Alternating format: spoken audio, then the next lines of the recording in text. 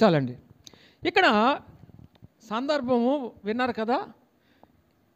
యేసుప్రభు వారు దేవాలయంలోకి వచ్చినప్పుడట ఆయన వచ్చి ఏం చేస్తాడు, బోధిస్తున్నాడట. తన క్రమం చొప్పున బోధిస్తూ ఉండగా ప్రధాన యాజకులు వచ్చారట. అక్కడ ఉన్న ప్రజలు కొంతమంది పెద్దలు ఆయన దగ్గరకు వచ్చి గుమ్మిగూడి ఏ అధికారం వల్ల ఈ కార్యాలన్నీ చేస్తున్నావు అని అడుగుతున్నారట. ఈ అధికారం నీకు ఎవడిచ్చాడు అని అడుగుతున్నారట. ఎవరిని? యేసుప్రభు వారిని. దేవుని స్తోత్రం, హల్లెలూయా. ఏ అధికారము ఏంటి? ఏ అధికారం వల్ల నువ్వు ఈ కార్యాలన్నీ చేస్తున్నావు? ఎవడు నీకు అధికారం ఇచ్చాడు? ఈరోజు చాలామంది సంఘాల్లో స్వరబడి నీకు ఇలాగ చెప్పడానికి నీకు అథారిటీ ఏంటి? అసలు ఈ స్థలము నీ ఈ మందిరం కట్టబడి ఈ మందిరంగా పిలువబడుతున్న ఈ గది, లేకపోతే ఈ మందిరం అతను దీనికి రైట్స్ ఎవరు ఇచ్చారు అని చాలామంది కొంతమంది వచ్చి మనల్ని అడుగుతున్న సంఘటనలు చాలా చూస్తున్నాం. దీని స్తోత్రం, హల్లెలూయా. మీరు చెప్పడానికి, స్వేచ్ఛగా ఆరాధించడానికి ఇది గుడి కాదు, మీకు ఎవరిచ్చారు రైట్స్ అని ఇప్పుడు అడుగుతున్నట్టుగా ఆ దినాలు యేసుప్రభు వారు కూడా అడిగారు. దీని స్తోత్రం, హల్లెలూయా, హల్లెలూయా. అడిగినప్పుడు ఏం చెప్పాలి? అందుకనే ఈ రోజున చాలామంది సేవకులు ఏంటంటే ట్రైనింగ్లు అవసరం లేదు కానీ అండి, ట్రైనింగ్ ఎందుకంటే అథారిటీకి. దేనికండి?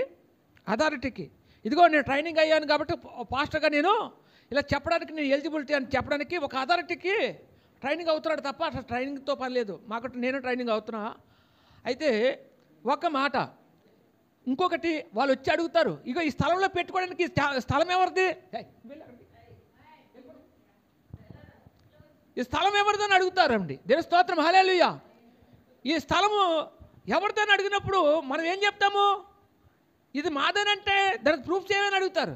అవన్నీ వాళ్ళు అడిగితే మన సమాధానం చెప్పాల్సిన పని లేదు. కానీ ఒక మాట చెప్తున్నాను, ఇక్కడ ఈరోజు ఈ దినాల్లో ఇప్పుడు అడుగుతున్నట్టుగా ఆ దినాల్లో కూడా యేసుప్రభు కానీ ఏ అధికారాన్ని బట్టి ఈ కార్యాలన్నీ చేస్తున్నావు, ఈ అధికారం నీకు ఎవడిచ్చారని అడుగుతున్నాడు. దీని స్తోత్రం, హల్లెలూయా, హల్లెలూయా.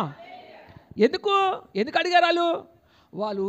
యేసుప్రభు వారిని మెస్సయ్యగా గుర్తించలేని కారణం బట్టి, యేసుప్రభు వారిని మెస్సయ్యగా గుర్తించలేని కారణం బట్టి వాళ్ళు అడుగుతున్నారేమో. ఆయన నిజంగా ఆయన మెస్సయ్యే, కానీ మెస్సయ్యగా వారు దేని ప్రజలు గుర్తించలేరు.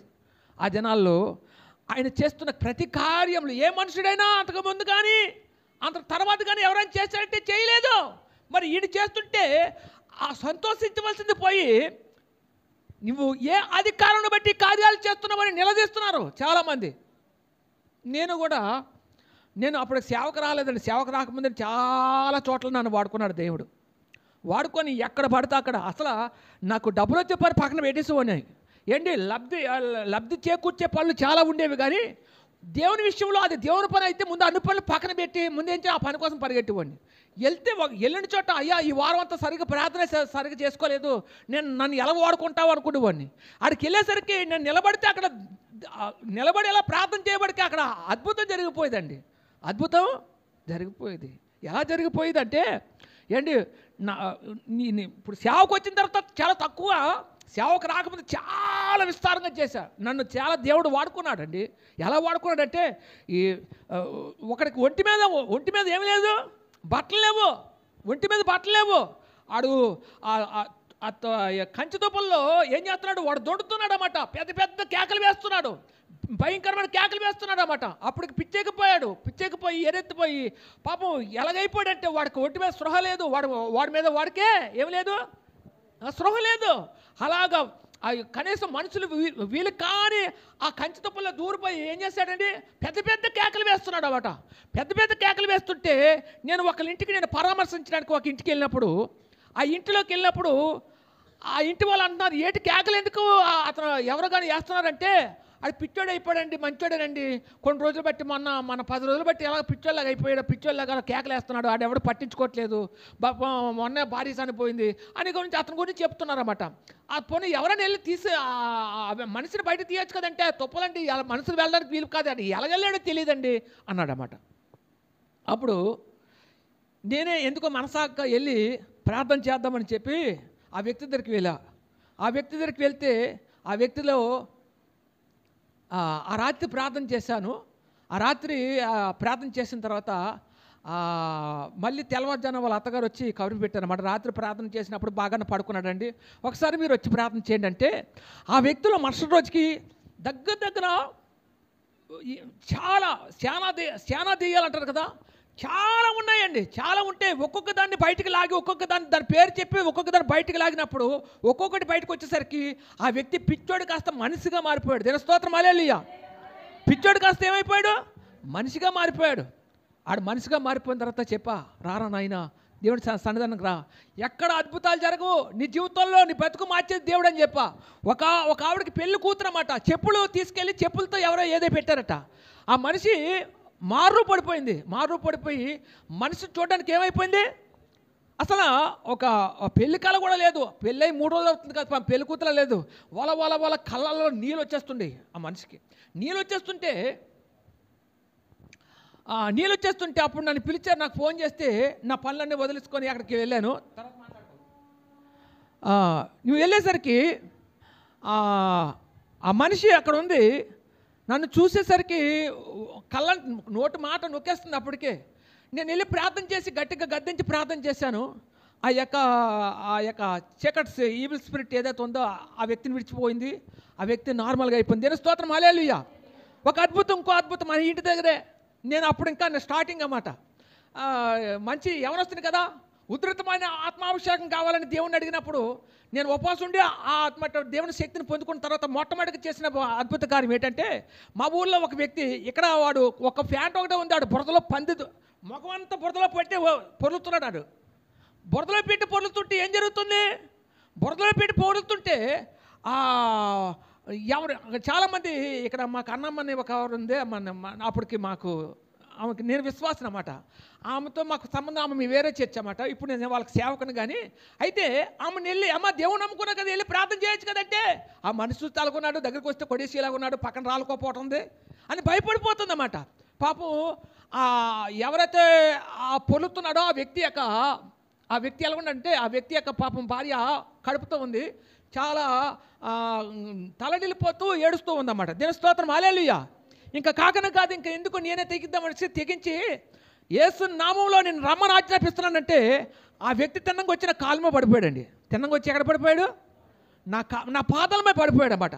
ఇగో ఈ వ్యక్తిని విడిచి బయటకు పొమ్మని ఆజ్ఞాపిస్తున్నాను నేను అన్నప్పుడు, అది ఎప్పుడైతే ఆ వ్యక్తి నా కాలుమ పడిపోయాడు కదా, పడిపోయిన తర్వాత అది అపవిత్రాత్మ వెళ్ళిపోయిన తర్వాత అలాగ మనిషి ఎలాగ ఒదిగిపోయిన తర్వాత ఒక 5 నిమిషాలు తెలివి వచ్చింది, ఎందుకు నేను ఎక్కడున్నాను అంటున్నాడు. దేవుని స్తోత్రం, హల్లెలూయా, హల్లెలూయా. 2 వ్యక్తులు వెళ్ళేవారు అండి సువార్తకి.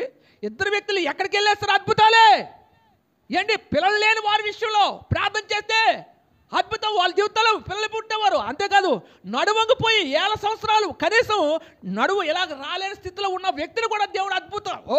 మేము అప్పుడు చాలా చిన్నవాళ్ళమండి. విశ్వాసంతో ప్రార్థన చేసినప్పుడు అద్భుతం చేసేవాడు అండి దేవుడు, గొప్ప అద్భుత కార్యాలు చేసేవాడు. దేవుని స్తోత్రం, హల్లెలూయా. ఎందుకు అంటున్నానంటే, ఈ అధికారం నీకు ఎవడిచ్చాడు, ఊరి కమాల రియాంద రిమీకరా, ఈ అధికారం నీకు ఎవడిచ్చాడంటే, అధికారం ఇచ్చిన వాడు సర్వశక్తుడు. ఓరి బాబా బాబా, ఈ లోకంలో ఉన్నవాడి కంటే మాలో ఉన్నవాడు గొప్పవాడు. మాలో ఉన్నాడని విశ్వాసం నీలో ఉంటే చాలు, గొప్ప కార్యాలు నీ ద్వారా జరిగిస్తాడు. దేవుని స్తోత్రం, హల్లెలూయా. ఎలా జరిగిస్తాడు? మన ద్వారా జరిగిస్తాడు. మన ద్వారా అంటే అందరి ద్వారా కాదు, నీ ద్వారా. ఎవరి ద్వారా? నీలో ఉండాలా ఏంటి, ఎవరిలో, ప్రతి ఒక్కళ్ళు ఎవరిలో వాళ్ళకే విశ్వాసం ఉండాలి. ఆ విశ్వాసం లేకపోతే నీ కుటుంబాన్ని నువ్వే చక్కదిద్దుకోలేవు, మన కుటుంబాల్లో మనమే చక్కదిద్దుకోలేము. దేవుని స్తోత్రం, హల్లెలూయా. అంటే యేసు ప్రభువు వారు అంటున్నాడు కదా, ఇప్పుడు వాక్యంలోకి వెళ్ళిపోదా, మరి ఈ అధికారం నీకు ఎవడిచ్చాడన్నప్పుడు యేసు ప్రభువు వారు మాట్లాడుతూ, నేను మిమ్మల్ని ఒకటి అడుగుతాను, అది మీరు నాకు చెప్పినట్టయితే నేను ఏ అధికారం వల్ల ఈ కార్యాలు చేస్తున్నానో అది మీతో చెప్తానని చెప్తాడు. ఏం చెప్తాడు, ఏమని అడుగుతాడు అంటే, అక్కడ యోహాను ఇచ్చిన బాప్తిసం ఎక్కడి నుంచి కలిగినది, అది పరలోకం నుండి కలిగిందా లేక మనుషుల నుండి కలిగిందా అని అడిగితే, అప్పుడు ఈ ప్రధాన యాజకులు ఆలోచిస్తారన్నమాట. ఆలోచనలు పడి, ఇదిగో మనం పరలోకం నుండి కలిగిందంటే మరి యోహాన్ని ఎందుకు మీరు నమ్మలేదని అడుగుతాడేమో. మన పరలోకం నుండి కలిగిందని చెప్పకూడదు, మన మనుషుల నుండి కలిగిందని చెప్తాము అంటే, మనుషులు మీరు భయపడుతున్నారని అనుకుంటారేమని చెప్పి తర్వాత ఈ 2 విషయాల్లో ఆలోచించి ఏం చేస్తారు, ఎక్కడి నుంచి వచ్చిందో మాకు తెలియదు అంటారు. దేవుని స్తోత్రం, హల్లెలూయా. ఏంటి, ఎక్కడి నుంచి వచ్చిందో మాకు తెలియదు అంటారు. అయితే అప్పుడు యేసు ప్రభువు వారు ఏం మాట్లాడతారు, మరి ఏ అధికారం వల్ల ఈ కార్యాలు నేను చేయించున్నానో అది కూడా మీరు చెప్పలేదు కనుక నేను కూడా మీతో చెప్పనంటాడు. దేవుని స్తోత్రం. హల్లెలూయా. మీ సమాధానం మీరు చెప్పలేదు కాబట్టి, మరి నేను అడిగిన దానికి మీరు సమాధానం చెప్పలేదు కాబట్టి, మీరు చెప్పలేని కారణం చేత నాకు ఏ అధికారం వల్ల మరి ఈ కార్యాలను చేస్తున్నా అది మీకు నేను చెప్పవలసిన పని నాకు లేదని యేసు ప్రభువు వారు చక్కగా బదులిస్తాడు. దేవుని స్తోత్రం. హల్లెలూయా. అందుకని ఇక్కడ చూసావా, ఆలోచించుకొని వాళ్ళు ఆలోచించుకొని ఏ ఆలోచన, యోహాను వల్ల కలిగితే యోహానుకి ఎందుకు మీరు భయపడలేదని అడుగుతారు. లేకపోతే మనుషుల వల్ల కలిగిందంటే మనుషులకి భయపడుతున్నామని అనుకుంటారేమోనని వారు ఏం చేస్తున్నారు, ఎటు చెప్పలేక ఏం చేస్తున్నారు, అసలు విషయం చెప్పలేక యథార్థంగా సత్యాన్ని అంటే సత్యం మాట్లాడలేక వాళ్ళు ఏం చేస్తున్నారు, మాకు తెలియదు అనేస్తున్నారు. సింపుల్గా తెలియదు అంటున్నారు. దేవుని గురించి అందరికీ తెలుసు. దేవుని గురించి ఆయన ఎటువంటి వాడో, ఆయన గుణగణాలేటో ఆయన పుట్టుక, ఆయనకు ఎందుకు మరణించాడు అనే దాని విషయము కొంతలో కాపాడు కొంతలో ప్రతి ఒక్కరికి కూడా అందరికీ జ్ఞానం ఉంది. ఈ రోజున దేవుని పిల్లలు ఏం చేస్తున్నారంటే కనీసము ఆయన పుట్టే గురించి చెప్పలేకపోతున్నారు, ఆయన ఎందుకు వచ్చాడని దాని గురించి చెప్పలేకపోతున్నారు, ఎందుకు ఎవరి కోసం మరణించాడు, ఎందుకోసం ఆ పుణ్యకారం చేశాడు అని దాని గురించి వివరించి లోకానికి చెప్పడానికి మాకు తెలియదు అనేస్తున్నారు. అంతే. నీ దేవుని గురించి నీకు చెప్పడంలో నువ్వెందుకమ్మా తెలియదని ఒక నిర్ణయానికి వచ్చేస్తున్నావు? ఎందుకు వచ్చేస్తున్నావు? రేపు పొద్దున ఇప్పుడే భూమి మీద ఉన్నప్పుడు ఆయన నువ్వు ఒప్పుకోకపోతే, నువ్వు అక్కడికి వెళ్ళిన తర్వాత నీ దశ బాగుండి అక్కడికి వెళ్ళావు అనుకో, అక్కడ కూడా నిన్ను ఒప్పుకుంటాడు ఆయన? ఒప్పుకోడు. నువ్వు భూమి మీద ఒప్పుకోలేదు. వీరెవరో నాకు తెలియదు అనేస్తాడు. అంతే. మీరెవరో నాకు తెలియదు అనేస్తాడు. ఆ పరిస్థితి తెచ్చుకోకండి. మీకు అందుబాటులో ఉన్న వాళ్ళందరితో మాట్లాడండి, అనేక విషయాలు పంచుకుంటావు. కానీ ఈ దేవుని గురించి చెప్పడానికి నీకేం లేదు, మనసు లేదు. వాళ్ళు వినరయ్యా, వాళ్ళు మన మాట చెప్తేనే వెళ్ళిపోతారు.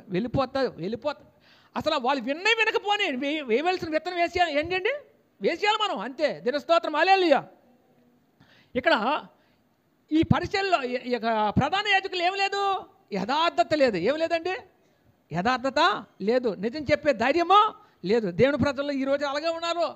యథార్థత లేదు, నిజం చెప్పే ధైర్యమో లేదు. ఎప్పుడు కూడా మాకు తెలియదనేస్తున్నారు. తెలియదనేస్తే దేవుడు కూడా ఈ లోకంలో భూమి మీద ఉన్నప్పుడు నువ్వు ఆయన ఒప్పుకోకపోతే రేపు పరలోకంలో నిన్ను ఒప్పుకోడు.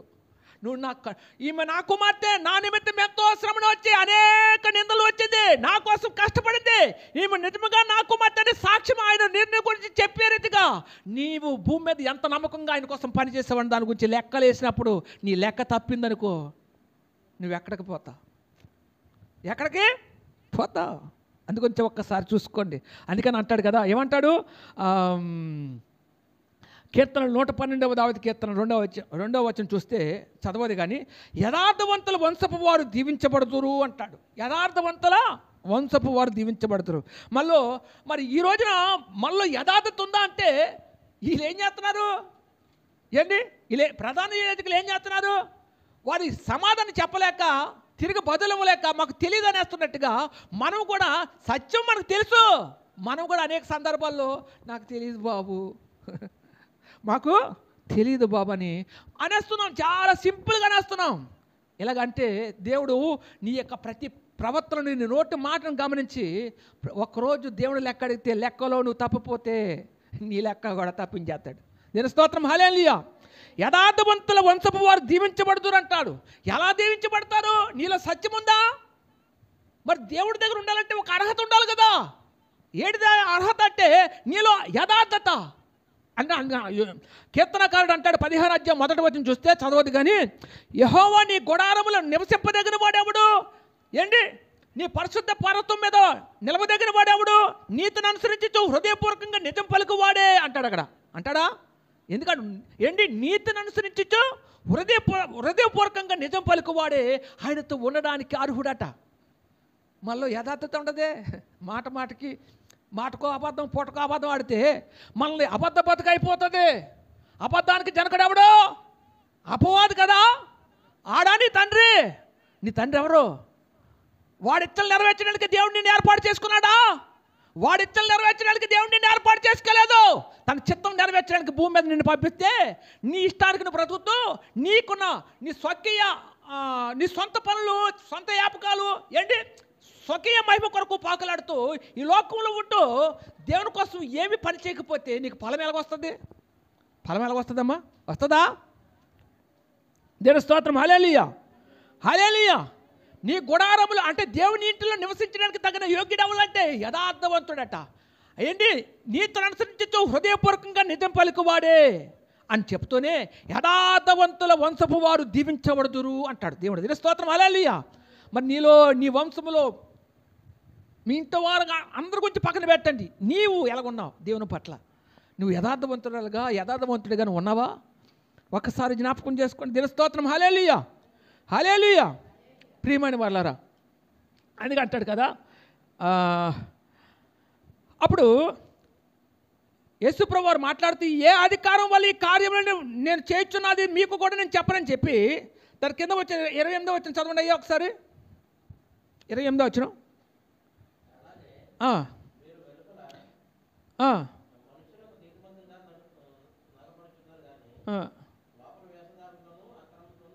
అది కాదు, మత్తయి సువార్త 21వ అధ్యాయము 28వ వచనం. మత్తయి సువార్త 21వ అధ్యాయము 28వ వచనం చదవండి.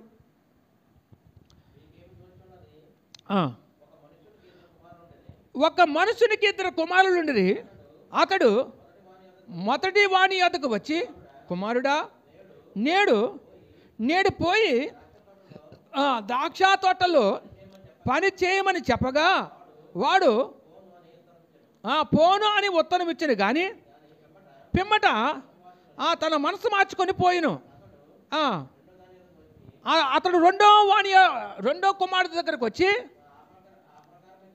ఆ ప్రకారమే చెప్పగా వాడు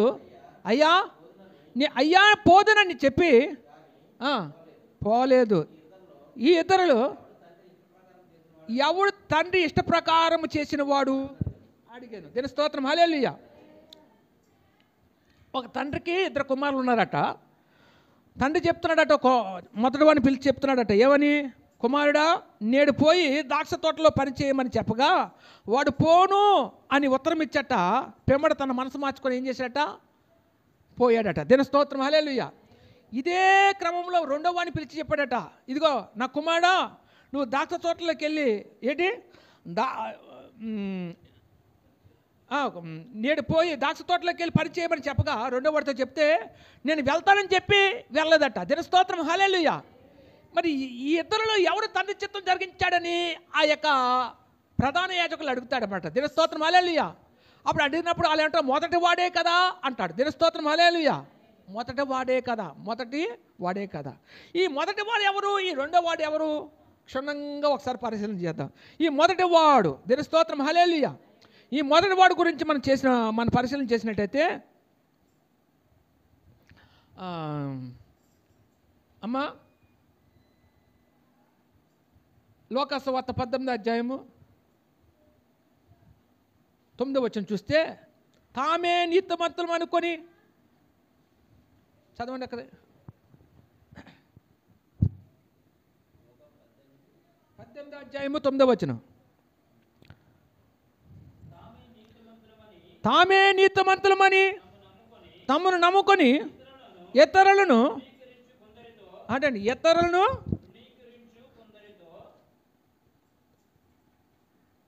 తృణీకరించి కొందరితో ఆయన ఈ ఉపమానం చెప్పిన. దీని స్తోత్రం. హల్లెలూయా. ఏటి ఉపమానం అంటే అక్కడ సొంకరి పరిచర్య గురించి చెప్తాడు. ఇదంతా మనందరికీ తెలిసిన కదే, నేను వివరించి చెప్పను, మళ్ళీ చదివించి చాలా టైం వేస్ట్. కానీ ఇక్కడ సొంకరి ఏం చేస్తాడు? గుడి వెలుపల కూర్చొని మోకాల్లోని అయ్యా నా కళ్ళెత్తి చుట్టూ నా ధైర్యం సరిపోవట్లేదు రొమ్ము కొట్టుకొని ఏడుస్తాడు. ఎవరు? సొంకరి. ఈ పరిచయం ఏం చేస్తాడు? గుడి లోపలికి వెళ్ళిపోయి ఏంటి గుడి లోపల మందిరం లోపల నుండి ఏం చేస్తాడు? విజ్ఞాపన చేస్తాడు. ఇదిగో వారానికి 2 మార్లు ఉపవాసం ఉంటాను, నీకోసం నా దాంట్లో 10వ వంతు నీకు ఇస్తాను, అది ఇస్తాను, ఇది ఇస్తాను చెప్పుకుంటూ ఇదిగో ఈ సొంకరి వల్లి కాక అంటాడు. మళ్ళీ ఏమంటాడు?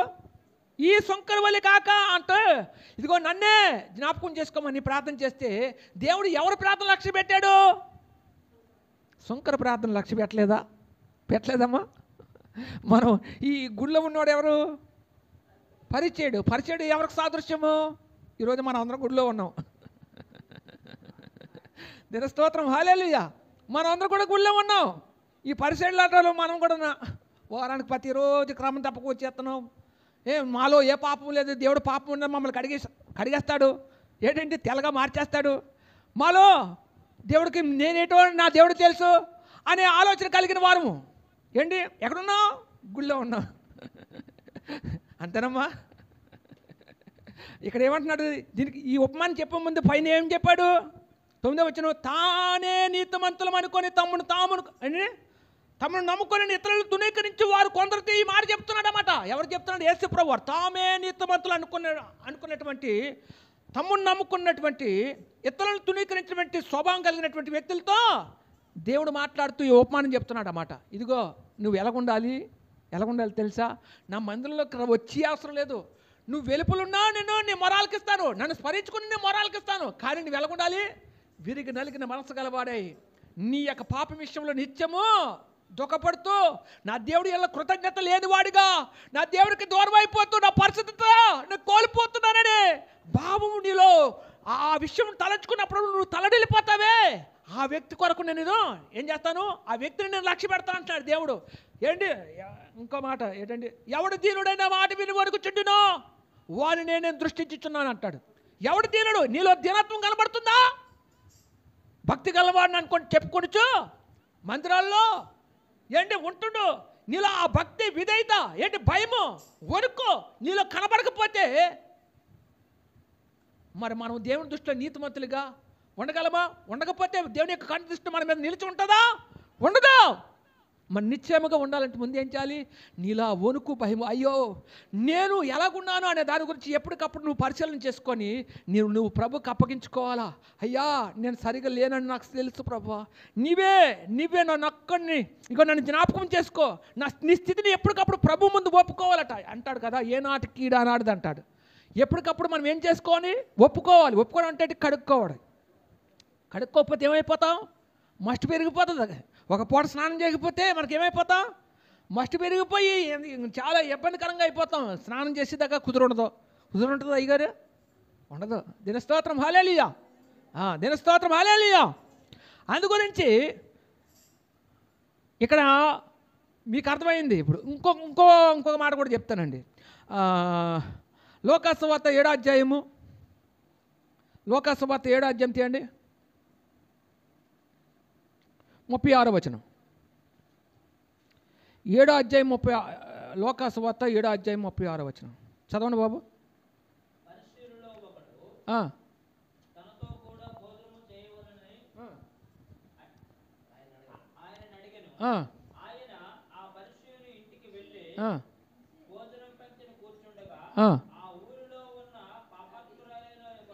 ఆ ఊరిలో ఉన్న పాపాత్మురాలైన ఒక స్త్రీ యేసు పరిసయ్యుని ఇంట భోజనమునకు కూర్చున్నాడని తెలుసుకొని ఒక బుడ్డిలో అత్తరు తీసుకొని వచ్చి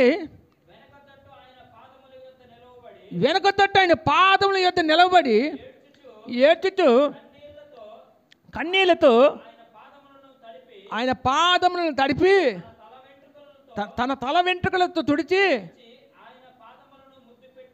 ఆయన పాదములు ముద్దు పెట్టుకొని ఆ అత్తరు ఆయనకు పూసెను. దీని స్తోత్రం హల్లెలూయా.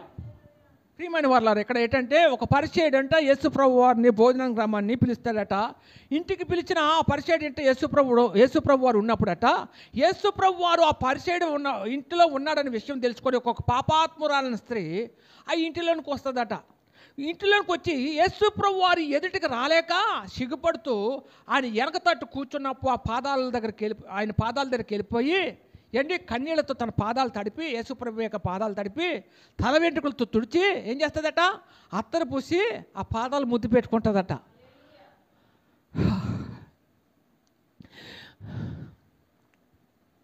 ఇది ప్రేమించడం అంటే.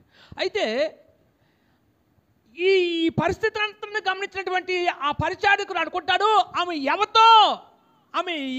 స్థితి ఏంటో నువ్వు తెలుసుకున్నట్టయితే దగ్గర కూడా రానివ్వడని విషయాన్ని, నా ప్రభు రానివ్వడని అనుకుంటాడు అన్నమాట మనసులో. అనుకుంటే అప్పుడు ఆ పరిచర్య యొక్క హృదయాన్ని గ్రహించినటువంటి యేసు ప్రభు వారు, ఇదిగో నేను నీ ఇంటికి వచ్చినప్పుడు నువ్వు నాకు నీళ్ళు ఇవ్వలేదు, తగు పరిచర్య నువ్వు చేయలేదు, ఏంటి ఏంటండి అత్తర పూయలేదు.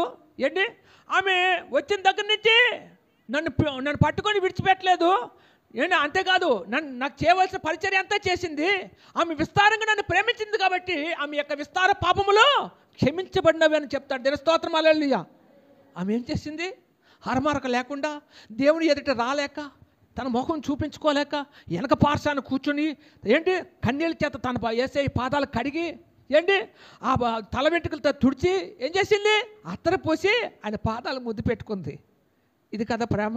ఇదేనా ప్రేమ? ఆమె నిజంగా పాపాత్మురాలే. లోకంలో ఉంటే లోకంలో ఉన్న ప్రతి పాపం చేస్తూ వస్తూ ఉన్నదే. కానీ పరిసారకుడు అటువంటి పాపంలో లేనప్పటికీ కూడా దేవుని పట్ల ఉంచవలసిన విధేయత, దేవుని పట్ల కలిగి ఉండవలసిన ప్రేమ ఆ పరిసారకులు కనపడలేని కారణం చేత ఈ యొక్క పాపాత్మురాలలో ఎప్పుడైతే కనబడిందో ఆమె విస్తారంగా ప్రేమించింది కనుక ఆమె విస్తారమైన పాపములు క్షమించబడ్డాయని తేలిగ్గా మాట చెప్పేస్తాడు యేసుప్రభు వారు. తేలిగ్గా చెప్పేస్తాడు. ఎందుకు చెప్తాడు? ఆమె ఎంత ఇతను అనుకుంటాడు, మనసులో నొచ్చుకుంటాడు. ఇదిగో ఆమె ఎవరితో, ఆమె ఎటువంటిదో, ఆమె యొక్క స్థితి ఎరిగిన వాడు అయితే దగ్గర కూడా రానోకపోడు నా ప్రభువు. ఆమె గురించి తెలియక రానిచ్చాడేమో అనుకునే లోపే యేసుప్రభు వారు మాట్లాడతాడు. చూసావా? ఆమె విస్తారంగా ప్రేమించింది కనుక ఆమె యొక్క విస్తార పాపములు ఏం చేయబడ్డాయి? క్షమించబడ్డాయి. ఇప్పుడు సబ్జెక్ట్లోకి వెళ్ళిపోదా.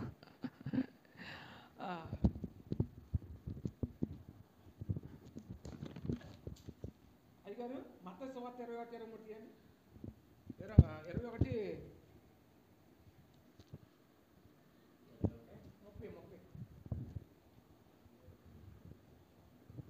ఇప్పుడు మీకు అర్థమై ఉంటుంది. ఒక తండ్రికి 2 కుమారులు ఉన్నారట. 2 కుమారులు ఉన్నప్పుడు తండ్రి చెప్పాడట ఏమని? ఇదిగో కుమారుడా, నేడు పోయి ద్రాక్ష తోటలో పనిచేయమని చెప్పగా ఒకడు పోయి ఏంటి ఒకడు పోనని చెప్పి పెంబడి తన మనసు మార్చుకొని పోయాడట. 2వ కుమారుడు పిలిచి అదే ప్రకారం చెప్పినప్పుడట పోతానని చెప్పి పోలేదట. ఇందులో ఎవరు తండ్రి చిత్త ప్రకారంగా ఉన్నారు అనేసి అడిగినప్పుడట మొదటివాడు అని వీళ్ళు బదులిస్తారన్నమాట. ఆ మొదటివారు ఎవరు? ఆ మొదటివారు ఎవరండి? మీకంట యేసు ఇక్కడ చదవండి, స్పష్టంగా చదవండి అయ్యా. యేసు సుంకలను వేశ్యలను మీకంటే ముందుగా దేవుని రాజ్యంలో ప్రవేశిస్తారని మీతో నిశ్చయముగా చెప్తున్నాను. వీళ్ళెవరు? మొదటి కుమారుడికి సాదృశ్యంగా తీసుకున్నారు. దీని స్తోత్రం హల్లెలూయా. మనమెవరు? 2వ కుమారుడికి సాదృశ్యంగా బడిన వారం కాబట్టి మనము చేస్తాము. ప్రభువా నీకోసం ఇలా చేస్తాను, నీకోసం ఇలా బ్రతుకుతాను, ఇగో నీ చిత్తమే జరిగిస్తాను చెప్పుకోవడానికి మనం ఉన్నాము. కానీ చేయవలసింది ఏది కూడా దేవునికి అనుగుణంగా మనం ఏది చేయలేని కుమార్తెలుగా ఉండిపోతున్నాం అనే విషయాన్ని పరిశుద్ధాత్మ దేవుడు తన లేఖనాల ద్వారా నీతో మాట్లాడుతున్నాడా? చెప్పండమ్మా, మాట్లాడుతున్నాడా? మరి ఎందుకు చేయలేకపోతున్నావు? అరే నేను దేవుని కుమారుని కదా, నా తండ్రి చిత్త ప్రకారంగా భూమి మీదకి వచ్చాను కదా. మరి భూమి మీద ఆయన అక్కడ అంటాడు యేసుప్రభు వారు అంటారు, ఇగో ఆయన చిన్న వయసులోని ఆయన తప్పిపోతున్నప్పుడు యెరూషలేములో కనబడతాడు. అయితే అప్పుడు యేసుప్రభు వారిని చూసి కొద్దిగా చాలా దుఃఖపడుతూ మమ్మల్ని విడిచి వెళ్ళిపోయావు అని చెప్పి అక్కడ యోసేపు మరియా బాధపడుతుంటే ఇగో నా తండ్రి పని మీద ఉన్నానని మీరు ఎరగరా అంటాడు యేసుప్రభు వారు చిన్న వయసులోనే. అలాగా నువ్వు ఎవరి పని మీద ఉండాలి? నీ తండ్రి పని మీద ఉన్నానని నువ్వు ఎరగవా అని యేసుప్రభు వారు బదిలిచ్చినప్పుడు ఆయనే కదా మన మాదిరి. మనం ఎవరి పని మీద ఉండాలి? ఈ లోకంలోకి వచ్చి మనకు నచ్చినవా ఏంటి మన ఇష్టాలు నెరవేర్చుకోవడానికి మనకు సొంత పనుల మీద బిజీ అయిపోతూ ఏంటి మన తండ్రి చిత్తం ప్రకారంగా భూమి మీదకి వచ్చిన మనము ఆయన చిత్తం జరిగించకుండా మన ఇష్టాలు నెరవేర్చుకునే బిడ్డలుగా ఉండిపోతే మన బట్టి ఆయనకి మహిమ ఉందా? దీని స్తోత్రం హల్లెలూయా. మన బట్టి ఆయనకి మహిమ ఉండదు. మహిమ ఉండాలంటే ఏం చేయాలి? నేను నా తండ్రి పని మీద ఉన్నానని మీరు ఎరగరా అంటాడు తల్లిదండ్రులే. ఎవరి పని? పరలోకపు తండ్రి అట. మన పరలోకపు తండ్రి ఆయనే కదా. ఆయన ఇష్టమేంటి? ఇదిగో ఏంటి భూతిగంతాల దగ్గరికి వెళ్ళి ఏం చేయండి, నలుమూలలో ఏం చేయాలి? ఏమంటాడు అక్కడ? సమస్త జనులకు సర్వసృష్టికి మీరు ఏం చేయాలి? సువార్త ప్రకటించమని బాధ్యత మనకు పెట్టాడు కదా. అరే నీ ఇంటి పక్క వాళ్ళకి చెప్తున్నావా, ఇంటి ఇరుగు పొరుగు వాళ్ళకి చెప్తున్నావా, లేకపోతే డ్యూటీలో నీ కులకి చెప్తున్నావా, లేకపోతే అసలు నిన్ను చూసినప్పుడు నువ్వు దేవుని కుమారుడిగా అవుపడాలి కదా. నువ్వు నిన్ను చూసినప్పుడు ఈమె నిజంగా దేవుని కుమార్తెని వాళ్ళు నిన్ను గురించి సాక్ష్యం ఇవ్వాలి కదా. ఏదా సాక్ష్యము? హోరిషియాల రియాందరి మీకా బాబా బాబా. నీలో ఆ ప్రత్యేకమైన గుణము మనుషుల్లో లేనిది నీలో ఒక రకమైన ఆ ప్రత్యేకత నీలో కనపడాలా. రాజునట్ట ఎస్తేరు ఒకరితో ఆకర్షించగలిగిందంట. అంతమంది ఉన్నారే, అంతమందిని ఏ ఒక్కరు కూడా రాజును ఆకర్షించలేకపోయారు. ఎస్తేరు ఆకర్షించబడ్డానికి గల కారణం పెట్టి ఆమె ఆత్మ సౌందర్యం గలదాయి. ఊరి కమాల రియాందరి మీకర ఆత్మ సౌందర్యం గలదాయి. చూడడానికి ఎవరు ఆకర్షించింది? రాజును ఆకర్షించింది. ఈరోజు నీ ప్రభుని ఆకర్షించడానికి నీలో ఏ సౌందర్యం కావాలి? ఆ సౌందర్యం మనలో లేదు. మనం కూడా లోకస్తులకు మాత్రం లోకస్తులతో కలిసిపోతున్నాం. అందుకనే మనలో ప్రత్యేకత నీలో కనబడట్లేదు. కాబట్టి వాళ్ళు అనుకుంటారు, లోకస్తులు అనుకుంటారు ఈమె మాలో ఒకతే, ఈయన మాలో ఒకడే అనే భావంతో ఉన్నారు. కాబట్టి నీలో ఆ ప్రత్యేకత కనబడట్లేదు. నిన్ను చూసినప్పుడు అమ్మ నువ్వు దేవుని నమ్ముకున్నావా అనే మాట నిన్ను చూసినప్పుడు కలగట్లేదంటే నువ్వు లోక సంబంధమైన వ్యక్తిగా ఉన్నావు. లోకంలో లోక సంబంధమైన వ్యక్తిగా చాలా మనం అవుతూ లోక సంబంధంగానే కనబడుతున్నావు తప్ప దేవుని మనిషిగా దేవుని పోలిక చెప్పున ఏంటి దేవునికి స్వరూపం ధరించుకొని దేవుని వెలుగుతో నింపబడే వ్యక్తిగా నువ్వు కనబడట్లేదా అనే విషయాన్ని ఇక్కడ పరిశుద్ధాత్మ దేవుడు నీతో స్పష్టంగా నీతో మాట్లాడుతున్నాడు. దినస్తోత్రం హల్లెలూయా. ఇద్దరు కుమారులు ఉపమానం చెప్పాడు. ఒకడు చెయ్యనని చెప్పి పెంబడ తన మనసు మార్చుకొని చేసేవాడు. వాళ్ళందరట ఏంటి సుంకరులు, పాపులు, వ్యభిచారులు. వాళ్ళందరూ కూడా ఒకప్పుడు మూర్ఖులే, పాపములో సుఖాన్ని అనుభవించిన వారే. కానీ పెంబడ తన మనసు మార్చుకొని ఈ సుఖం వల్ల కాదు కానీ నిజమైన దేవుని తెలుసుకొని పెంబట వాళ్ళ మనసు మార్చుకొని ఎక్కడికి వెళ్ళారట? సజీవుడైన దేవుడి దగ్గరికి వెళ్ళి వాళ్ళ పశ్చాత్తాపంతో సుంకర వాళ్ళే గుడి వెలుపల ఏం చేస్తున్నారండి? గుడి వెలుపల ఏం చేస్తున్నారు? ఆ సుంకర వలి ప్రార్థన చేసి సుంకరను చూపించాడంటే సుంకరలా ప్రార్థన చేస్తూ భయపడ్డా. అయ్యా మేము లోకంలో ఎన్నో తప్పులు చేసాము, ఎంతో చండాలమైన పనులు చేసాము, ఏంటి పాపం చేసాము, చెడులు ఏంటి ఎన్నెన్నో చేసినప్పటికీ కూడా నీ సన్నిధిలో నిలబడ్డానికి కానీ మొఖం ఎత్తి నీ వైపు చూడడానికి కానీ మాకు ధైర్యం సరిపోక గుడి రొమ్ము కొట్టుకొని ఎడుతున్నాడట సుంకరి. వాళ్ళకున్న విధేయత ఈ రోజున దేవుని బిడ్డలని చెప్పుకున్న మనకు లేని కారణం చేత దేవుడు నిన్ను బట్టి ఎంత దుఃఖపడుతున్నాడు తెలుసా? ఎప్పుడైనా ఆలోచన చేస్తారా? ఆలోచన చేయండి. ఎందుకంటే మనము దేవుని బిడ్డలంగా మనం ఎవరండి? దేవుని బిడ్డలము. అయ్యా నేను ఎంత పరిశుద్ధంగా ఉండాలి, లోకంలో లోక సంబంధమైన వ్యక్తులతో కలిసిపోతే నేను ఒక లోకస్తురాలుగా కనబడుతున్నానేమో అని ఆలోచన నీకు లేకపోతే నీ విషయంలో అయ్యో నా కుమారుని ఈ ఏర్పాటు చేసుకుని రక్షణ అందించి ఇందుకైనా నేను నా కుమారుని పిలుచుకుందని నిన్ను బట్టి ఆయన బాధపడే పరిస్థితి నువ్వు ఏ మూలంగా కలుగుతుందంటే దానికి కారణం ఎవరో? మనమే అండి, మనమని చెప్పకుండా నేనే అని చెప్పుకోవాలి. ఎవరికి వారే నేనే ప్రియులారా. అందుగురించి ఈ మాట ఆయన చెప్పినప్పుడే నేను చిన్న మాటే కానీ కొద్దిగా వివరించి చెప్పడానికి ఎంత సమయం పట్టింది. ఏదైనప్పటికీ కూడా దేవుడు మీతో మాట్లాడని నమ్ముతున్నాను. ఎందుకంటే దేవుడు తెలుసు ఈ అధికారాన్ని బట్టి నువ్వు ఈ కార్యాలన్నీ చేస్తున్నావు అంటే నీకు ఎవడిచ్చాడు అధికారం అని. లోకంలో చాలామంది వస్తున్నారు, వచ్చే వాళ్ళకి సమాధానం చెప్పే జ్ఞానం ఉన్నప్పటికీ కూడా సమాధానం చెప్పలేకపోతున్నావు, నువ్వు మౌనంగా ఉండిపోతున్నావు. రోషం కలిగి దేవుని కొరకు నిలబడడం నేర్చుకో. ఎంతమంది కొడతారన్నా చంపుతారన్నా సరే పెద్ద పెద్ద సౌండ్స్ భుజాలు తాలించుకొని బాక్సులు తాలించుకొని పెద్ద పెద్ద కేకలు వేసి ఏంటండి బహిరంగంగా సంత వీధిలో సువార్త చెప్తున్నారే. కొడతారు, కొట్టినా పర్లేదు, నా దేవుని కోసం చచ్చిపోతాను కానీ నేను సువార్త చెప్పకుండా ఉండను, నా దేవుని ప్రకటించకుండా ఉండను అని అదండి ఆతృత ఏంటి దేవుని కోసం నిలబడాలని ఆ కోరిక, కుతూహలం, ఆ తపన ఈరోజు దేవుని ప్రజలకు కనబడలేని కారణం చేత దేవుడు ఆత్మ ఎంత దుఃఖపడుతుందో ఒకసారి ఆలోచించండి ప్రియులారా. ఒకసారి ఆలోచించండి. మనం ఎందుకున్నామంటే ఏదో ఆదివారం గుడికే, అంతేకాదు గుడికే కాదు దేవుని చిత్తాన్ని నెరవేర్చడానికి మనందరూ కూడా పాలు భాగస్తులుగా ఉన్నామనే విషయాన్ని మీరు అందరూ తెలుసుకొని దేవుని చిత్తానుసారంగా నడిచే పిల్లలుగా మీరు ఉండేలాగా మిమ్మల్ని దేవుడు ఆ రకంగా మిమ్మల్ని పురుకొల్పి సిద్ధపరచలాగా ఈ చిన్న మాటలు ప్రభుపేట ముగిస్తున్నాను. తల వంచినట్టయితే ప్రార్థన చేసుకుందామండి.